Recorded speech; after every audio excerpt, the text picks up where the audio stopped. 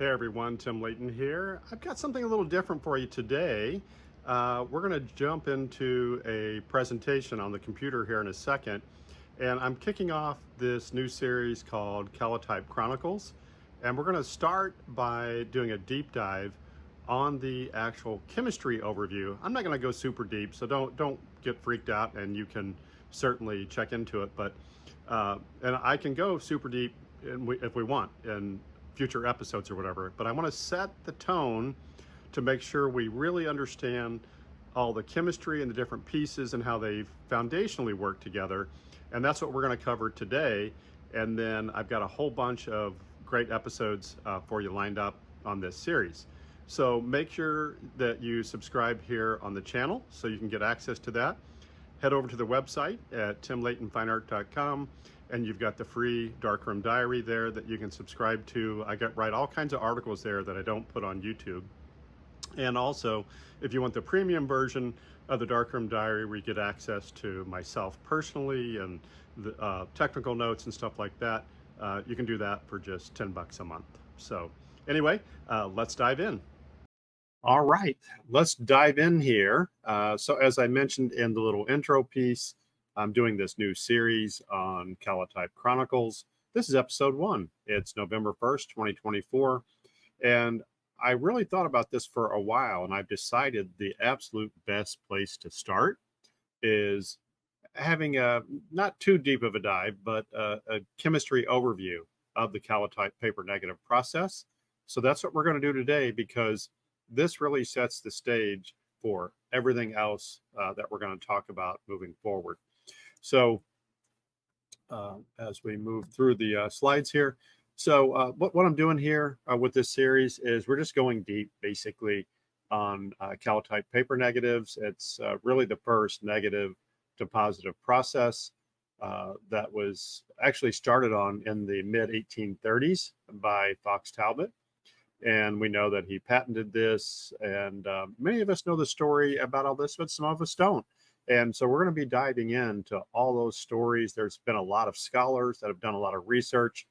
We have a lot of good information available that allows us to go back, and I think it's quite fascinating to uncover a lot of those details. So hopefully you'll enjoy this. You can connect with me at timlaytonfineart.com. And in particular, if you want these Calotype Chronicles, you can just go to the URL on the screen here, the timlaytonfineart.com/cc.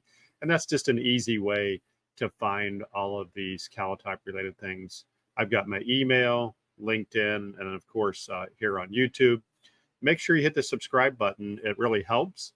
And that way you get notified. And I would encourage you to go over to the website at timlaytonfineart.com. And you can subscribe to the free version of the Darkroom Diary. You get notified when I publish new articles, new videos, new content. And then there's an opportunity if you want to go deeper and get a lot of technical information, you can subscribe for that. So to set the context here, what I want to talk about is, this kind of really summarizes, I guess you will, the evolution of the Calotype, starting with Fox Talbot in 1841. These were all the different chemistry variations that we saw through the decades. And the last one published was really Greenlaw, Alexander Greenlaw, and we'll have a whole episode on him, by the way. That's the chemistry and the workflow that I personally follow. I have modified his workflow to fit my needs, but it's generally chemistry-wise, it's pretty close to what he used. And he did that work even when he did things like created the first photographic record of the ancient city of Hampi in the mid 1850s, for example. So Greenlaw was published in a couple different publications, the first being the Photographic News in 1869, and then there were some others in 1872 and 1873. So that's some context for you. And what I wanted to do was just give you a real high-level overview of what happens when you make a calotype. So the first step is you have to iodize the paper. Once again, depending on the variant and the formulas you're using, some use only potassium iodide. I actually add bromide. We'll get into that in a future episode of why that's important and understand the chemistry and the uh, different options that you have by having both of those halides.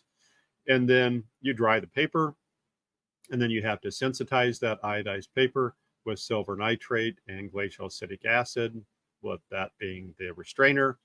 And then what you're really doing here is providing an excess of silver ions that will facilitate the reaction with light. And then in the next step, you've got exposure. You're exposing to natural light. And I will emphasize natural light. So don't think you can use like studio strobes and things like that. It's not going to work with this chemistry, just FYI. And so the light breaks down the silver iodide into the exposed areas and it forms a latent image. And then we use gallic acid. And then I describe this as a helper solution of silver nitrate and glacial acidic acid, which we add some additional solution into the main developer. That really helps with image formation and density and things like that. And that's highly variable, by the way. And as we get deeper into the chemistry, I'll share all the specifics around that, right? We're just talking high level overview stuff right now. Then you fix the image. Most people are going to fix with sodium thiosulfate. You can use rapid fix for ammonium thiosulfate. You could use KCN, but I wouldn't, recommend that for most people, meaning potassium cyanide. But fixing, generally, you've got that, and then you've got a very good washing process that has to occur, and then you typically will want to wax it afterwards to increase transparency. And there's a lot of details here, like paper choice and all the chemistry. But there again, I'm just trying to set the stage for the very, very high level process overview. So in the first step, as I mentioned in the overview, we're going to prepare a solution of potassium iodide and potassium bromide.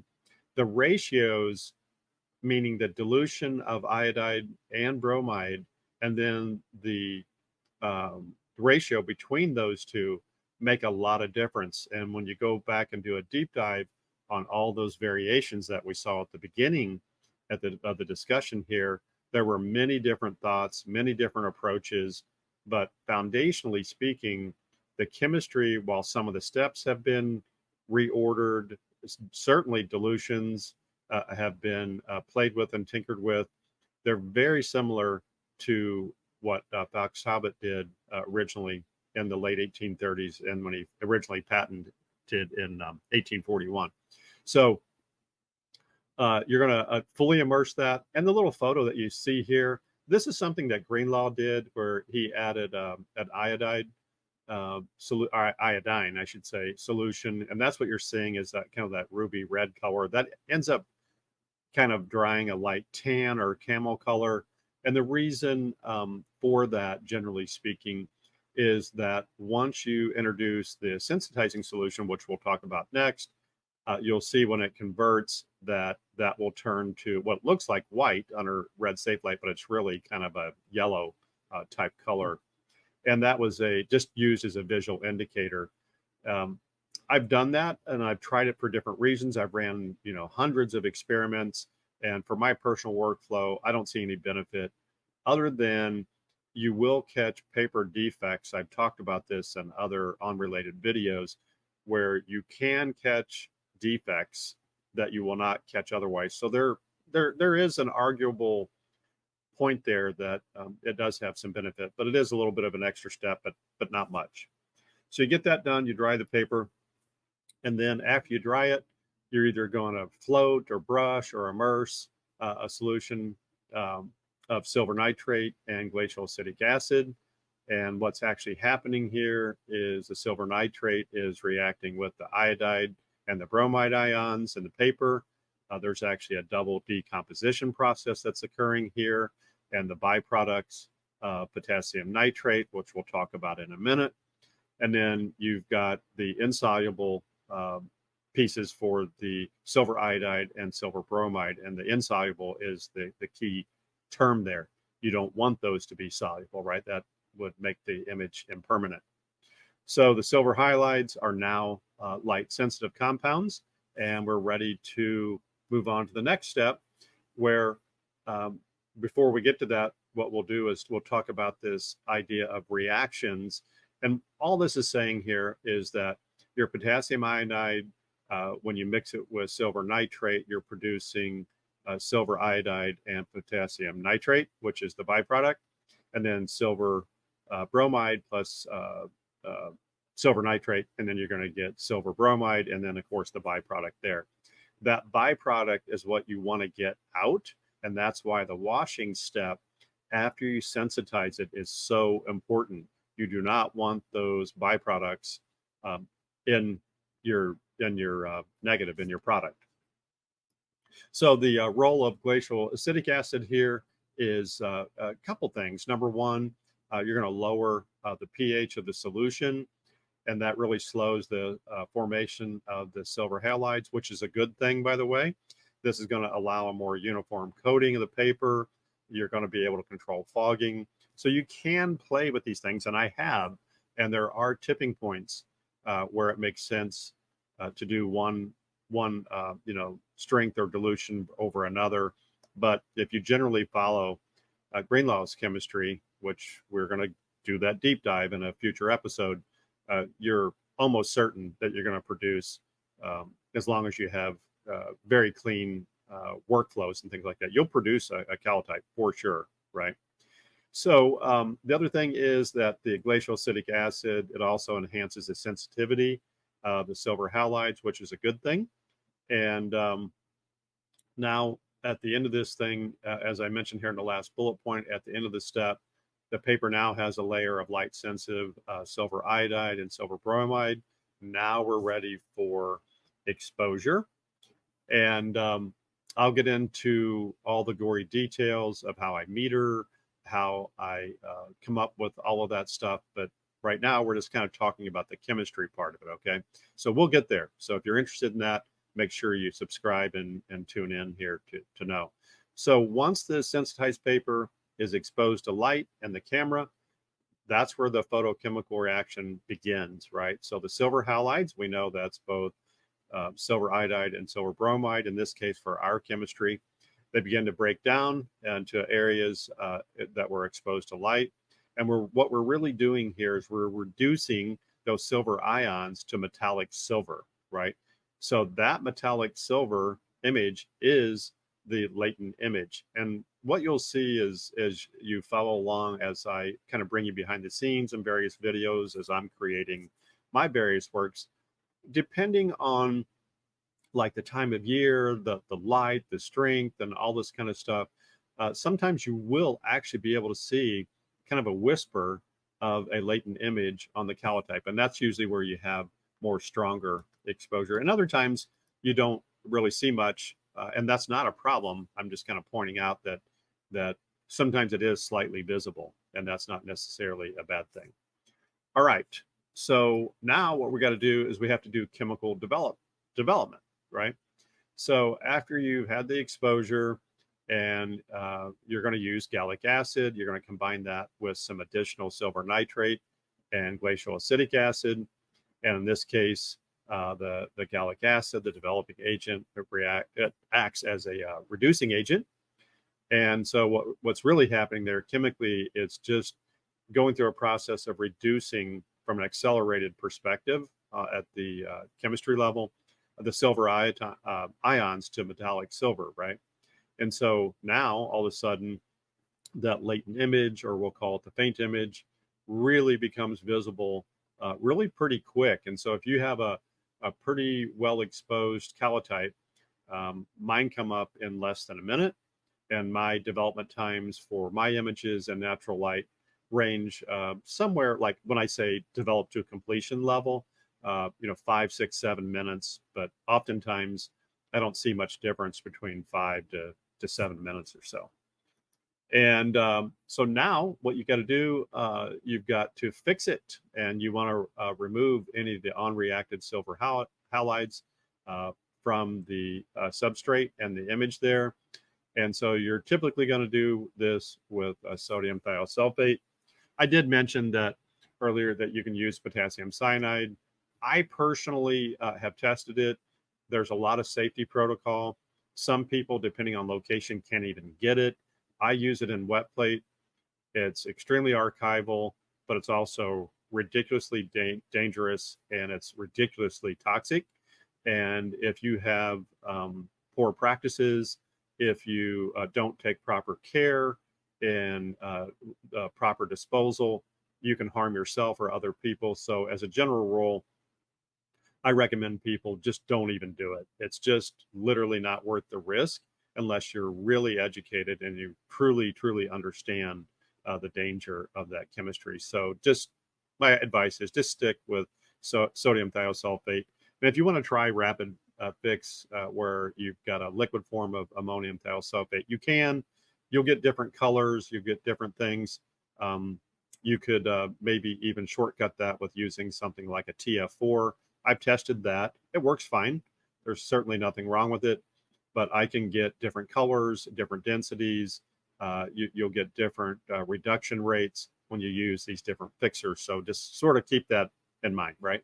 So the fixing dissolves all the unreacted silver halides. You only want the metallic silver left behind on the paper. And now we're stable, almost, because we really, really have to do a very thorough wash, right? We've got to get rid of these byproducts. We talked about that. For this chemistry, it's potassium nitrate. And we want to get rid of all those unreacted silver compounds. Now, I will just tell you ad hoc here that your silver sensitizing solution, you reuse it for a while. There's a whole protocol around how you have to maintain that. It's analogous to the type of care that's required for like wet plate on your silver bath, on that stuff. And silver is an absolute sponge or a magnet, however you want to phrase that, for all sorts of organic compounds and contaminants, basically. And so you can imagine if you're immersing your iodized paper with those halides into that, you can imagine what's actually happening to your silver sensitizing bath. I mean, you're really, really putting those iodides and bromides into that solution. And so when we get there, I'll share my filtering and my maintenance technique to get a lot of mileage out of that. And I've tested everything. I've tried coating, I've tried floating, I've tried full immersion and things like that, but we'll get into that later. All right, so the summary basically is we sensitize, we expose, we develop, we fix, and we wash. The one thing I would really note here is that every step in a calotype, I cannot stress enough how critically important it is to have chemically clean dishware, or we'll call them trays or whatever you want to call it, and using distilled water, because of public tap water almost anywhere in the world is going to have chlorine. That chlorine is going to react with silver. You're going to get precipitant. And sometimes that can work to your advantage if you have like a printing out process, like with salt prints, and you want to precipitate and get that. But that's not what's happening here. You really want to make sure that you're just got incredibly clean dishes. And I have tips and advice and insight and very specific workflows on all this. So make sure you subscribe and we'll get into it. We're just trying to get through this to give you the baseline from a chemistry standpoint, right?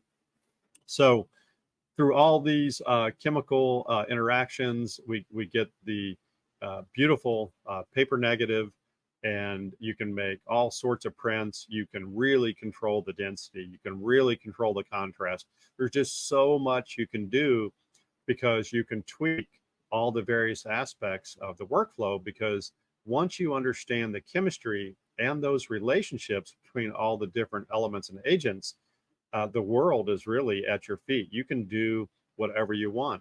Like, for example, this particular calotype is for a project that I'm working on. And I created this negative to really be displayed as the final artwork, for example, right? And so I wanted the density to look a certain way, so on and so forth. So just playing with that chemistry, you can make all of these things happen. That would still print extremely well with like a salt process. Um, you might want to take and kind of shape things a little differently if you're going to do like say platinum and palladium printing or something like that, or if you wanted to do something even like modern silver gelatin printing, you're really going to have to alter, because keep in context here, this was at the very beginning of photography, and it was all about calotypes, salt prints, and then ultimately albumin, which is really just salt with a different binder, right? But um, yeah, I mean, density was their friend, and that really works out whenever you go to print these too, by the way. So anyway, you can always read all of my latest articles on the website at timlaytonfineart.com. You can subscribe to the free version of the Darkroom Diary right there on the site. There is the premium paid version. It's just $10 a month. You get access to all sorts of awesome things. You can check that out on the website. And then in the next episode of this series, I'm going to go deep on Greenlaw's calotype chemistry, and we're going to walk through, and that'll be a pretty lengthy, detailed discussion to get through that. Like I'm thinking something in the tune of probably 90 minutes would be my guess, because it's going to take a lot to get through that. So look forward to that. Make sure you subscribe here on the channel and on the blog, and I will see you in the next edition of not only the Darkroom Diary, but the Calotype Chronicles here. Take care.